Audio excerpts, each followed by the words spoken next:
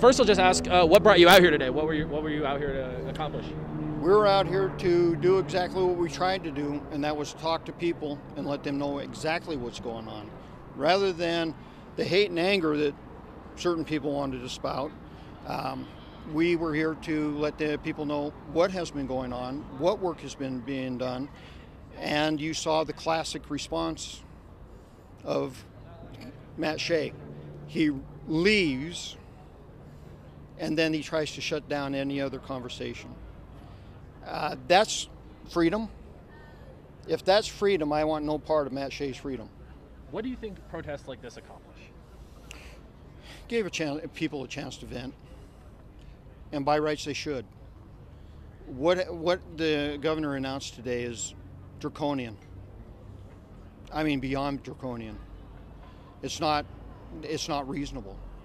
And across the board, we have people on both sides of the aisle, R&Ds, that are going, this needs to be modified. Governor Inslee's making a huge mistake here. And so what was the message you were trying to send to the folks who came out here today who mostly agree with that message, that the governor is making a mistake? That there's proper ways to deal with it. We do have a constitution. We have a state constitution. Both constitutions talk about this thing called checks and balances. That's the framework we need to go after. Mm-hmm. I don't see any solution from what Matt just said. A lot of anger, a lot of passion. Amen for the passion. But where's the real solution in his message?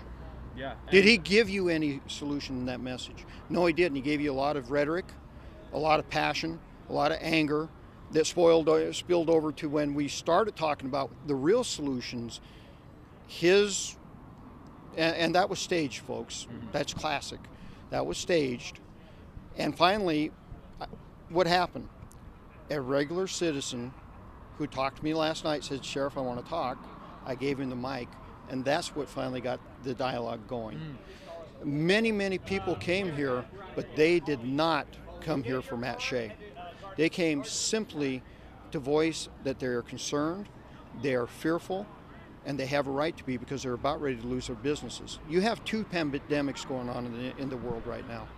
One's a medical pandemic, and then you have an economic pandemic, and our hospitals are on the edge right now.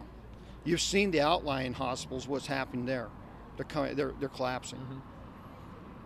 You think it's any different for your metropolitan hospitals? What happens if we allow that system to collapse? Who's going to take care of the sick then? How many people will die then? Those are the things that we need to work on. Those are the things we need to change. And those are the messages that need to be sent. What was interesting to me is at the beginning when you guys were taking the podium, there seemed to be a lot of people shouting you down. But towards the end, when I walked up to you, there were a lot of people coming up and thanking you for what you were saying. Well, that's because I refuse to let the negative anger shut down the message. And once they get a chance to listen to the message, they do. You know, there's 20% of them that walked away from here. They're hardcore Matt Shea supporters that were here to shout me down. That's fine. The rest of them, you saw what happened. They walked up, shook my hand, and said thank you. And one thing for you in the media, for crying out loud, do not say there were 2,000 people here. There were not 2,000 people here. I know crowds. I've been in crowds a long, long time. You had maybe 500, maybe. And right now, no arrests, right? I think that's what we said. Yeah. All right.